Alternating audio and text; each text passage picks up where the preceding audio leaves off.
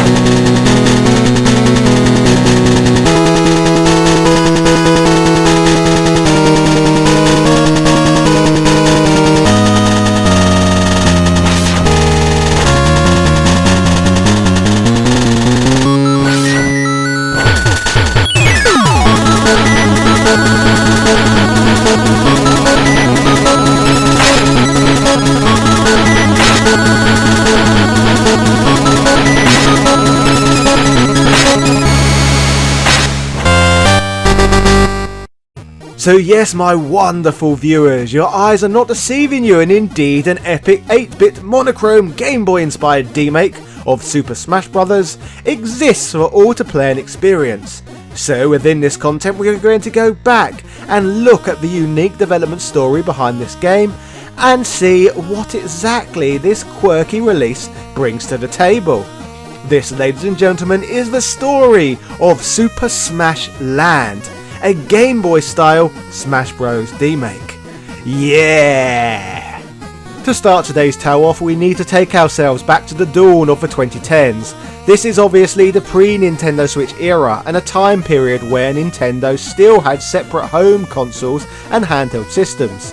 In fact, at this moment in time, their hardware install base was beyond insane, with their most popular game console of all time, the Nintendo Wii, being their current gen system, and the most popular handheld of all time, the Nintendo DS, being their current handheld. As you can see, the company had two systems on the market simultaneously, both of which were printing money, with each device offering very different features and completely unique libraries of games. Back then, this would make us ponder a lot of different questions, such as what would a full-blown Pokemon game be like on a home console, or what would Superman 64 be like on a Nintendo DS. But of course, one of the biggest questions of all though, was what would a handheld Smash Bros. Game be like? Of course, we would finally receive the answer to this question in September of 2014 with Super Smash Bros. For Nintendo 3DS. But in 2011, Nintendo handheld fans would try to answer this question themselves, with the creation of Super Smash Land. This brings us to a young lad at the time known as Dan Fulness, an ambitious individual who would begin working on this project back while he was still just in college. You see, Dan had decided that he wanted to challenge himself by creating a homebrew title that was simple in scope, but paid homage to something that he already loved. Being a long-term fan of the Super Smash Bros. Series and an appreciator of old-school Game Boy aesthetics, Dan chose to begin creating a game that would attempt to replicate Smash Bros.' simple yet deep gameplay, but in the style of an 8-bit 4-colour Game Boy game. In the earlier stages, he would create a simple mock-up that would incorporate these ideas together, resulting in a demo that his friends would enjoy so much that his heart would become set on developing it into a full game. To help make this dream a reality, Dan would collaborate with a pair of musicians to handle the game's music and sound effects and help bring this project to life, who we shall touch more on very shortly. As for the development of this game, Dan would handle all of the other elements on his own, working tirelessly for 6 months to make the game he had previously envisioned. In order to get the word out there, a great chunk of time was also spent editing the game's flashy trailer, which I showed off earlier in this video, a great little promotional piece that was designed to grab prospective players' attentions. The free-to-play PC game was available for all to enjoy as of 2011, and what an imprint this title would leave on gamers' minds for those that have gotten round to experiencing it. So obviously, up until this point, we have talked about the concept behind this game, but what exactly did it manage to deliver in order to faithfully create an 8-bit style monochromatic Smash Bros experience? Let's discuss. Obviously, being a fan game with gameplay that was created from scratch by just one man, the title offers a small but humble selection of fighters. Upon powering this game on for the first time, gamers can take control of Smash Bros. Nintendo 64 originals, Mario, Kirby, Link and Pikachu, arguably the most popular 4 fighters from the original 12 who appeared in the first ever game. Intriguingly though, the game instantly will grab gamers' attentions by indicating that there are 2 further fighters that players can unlock, who we shall get to soon. This stylistic, almost hipster demake of Super Smash Bros. Is not only created to look strikingly like a Game Boy game, but it has also been engineered to play the same way too. In that to control the action in this game, players can only utilise 4 directional keys to emulate a D-pad, and a further 2 action buttons to imitate the A and B buttons' functionalities. Directional keys are obviously used for movement, with one of the buttons being assigned to jump in and the other attack in. But combining directional taps with the attack button, various moves can be performed, in total managing to deliver a surprisingly fun and intuitive control scheme that is simple to get to grips with. The title functions surprisingly Smash-like for something so, well, Game Boy-esque. Clearly a lot of love and care was put into the game, with the title's impressive 11 different stages to battle on being reflective of this.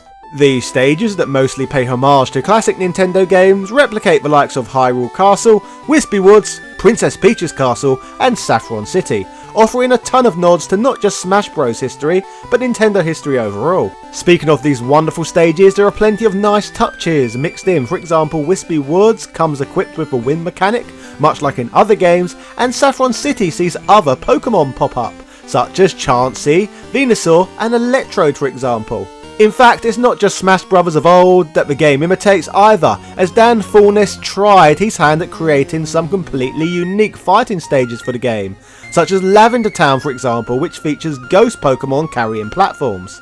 Another example of this is a new Majora's Mask stage that not only depicts the iconic Clock Town, but even the pesky bloody moon staring ominously down at the battleground. Even more interestingly, as highlighted in the trailer at the start of this video, the game features a Tower of Heaven themed stage, with the Tower of Heaven being another monochromatic Game Boy inspired indie title, which has further links to this game which we shall touch upon shortly. Now I guess it is worth speaking about the unlockable characters that this title has to offer. One of these turns out to be Mega Man, which is made all the more interesting considering that the game came out several years before Mega Man's official Smash Bros debut. Mega Man even comes with his own Dr. Wily stage, which looks strikingly like the level that would officially pop up in Smash Bros down the line too. So in some ways, this game offers demakes of stages and characters that did not actually exist in Smash yet, but do so as of now. Although I'm not quite sure how semantically I am supposed to refer to such things. How Mega Man does differ though from his later official incarnations is by delivering quite a different arsenal of moves to that of which would go on to be associated with his moveset. Lastly, in the character department, Dan Fulness decided to include a playable character in the game who is yet to this day to be picked for Smash, and one of which I doubt likely ever will be chosen either. I am talking about none other than Vaporeon, the water-type Eevee evolution, who was one of the original 150 Pokemon. Gotta catch 'em all.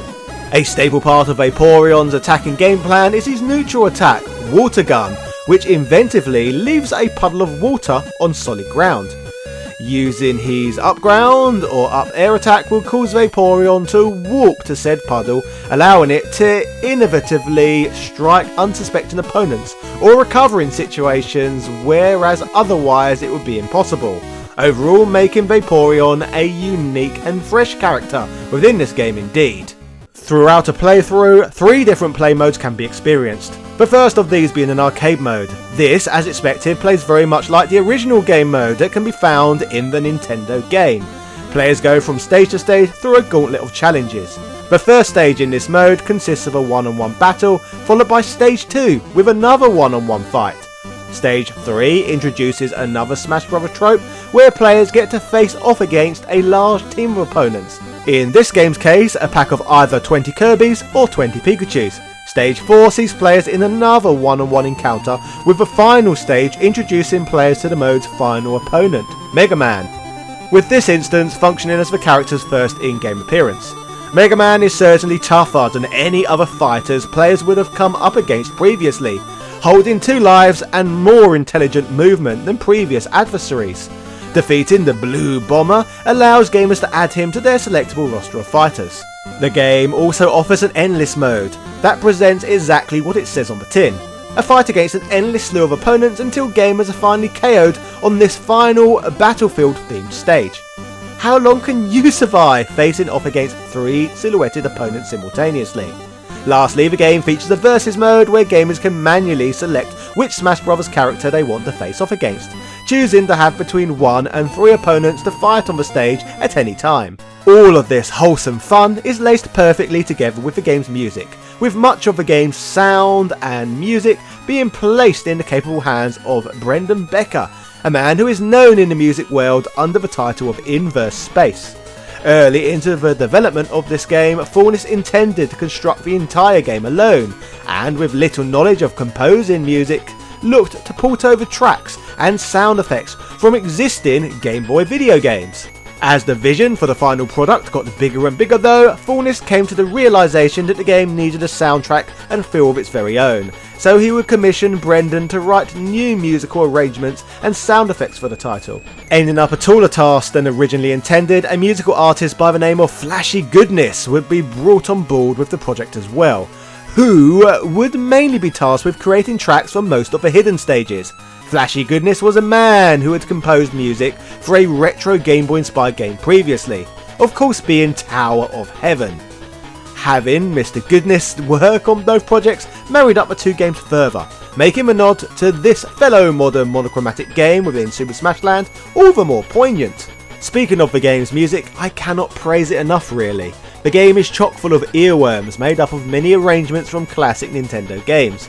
The entire soundtrack fits the look and theme of the game perfectly, complementing the graphical style to help create a more authentic Smash Bros. Game Boy-like experience. Players at home are bound to find joy in Super Smash Land, a game that is set to tantalise the nostalgia taste buds, triggering many mustachioed memories of Nintendo days gone by.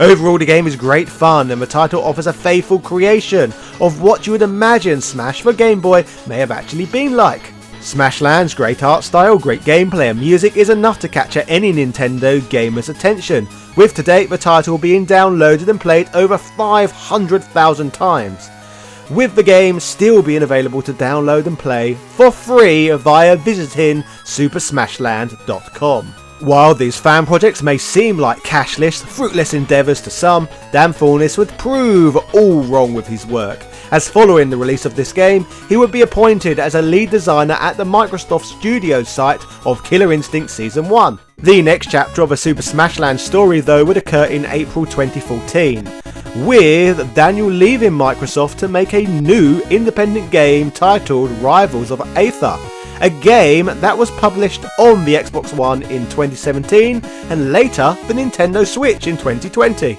The game would function as the spiritual sequel to Super Smash Land and would once again be a title that was mechanically inspired by Super Smash Bros.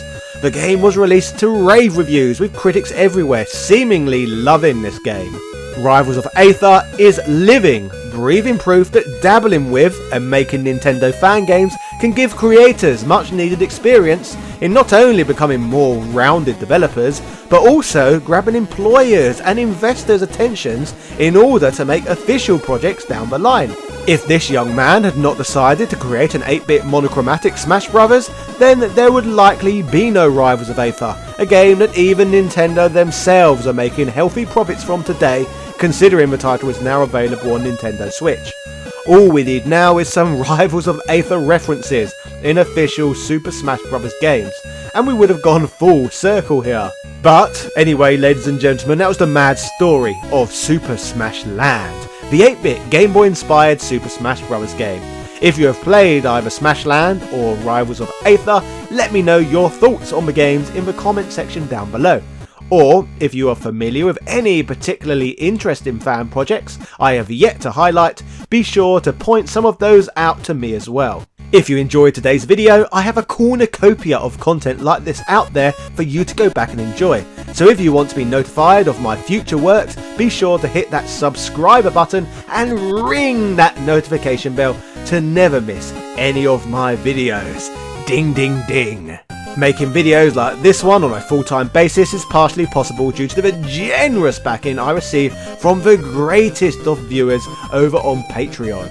So speaking of all-time greats, I would like to give passionate shout-outs to Sebastian Velez, a murderer of crows, Carl Johnson, Heo, Paulo Lopez, Nostalgia Collector, Ben Harradine, Corey I. March Sr., Capcom vs SNK, BXL Gotham, Rowan Dinched, Evan Border, Philip Namph, Azra Arkai, Keith Ferguson, Joaquin Varela, Michael Cullix, Ego, Jordan Durant, Angel Light 85, Ian Boyle, Nick Daniels, Princess Zana, Daniel Daly, Computer Man, House of a Ted, Gary Pinkett, ECU Professor, Kid Anime, Justin Wang, Ann McNamara, Hermes Gonzalez, Instant Gratification Monkey, Man Shovel, James Bishop, JB, Michael Hall, Wesley Sang Hee, Felatio, Langston Miller, Noob, Brian Barry, Sarah Powell, Vlamic Renee, Marvin Araliga, TOG Driver, Bernard NG, Richard Stu Stewart, Dan Van Dammit, Louis Viant, John Bates, David Bow, Chris Fisk, Mike Bruno, Rick67, Antonio Rodriguez, Craig Jenkins, Casey Wright, Synth Spaces, Zai, Andrew Bazansky, Alex Summers, Gunther Hendricks, August Piazza, and everybody else who chooses to back my work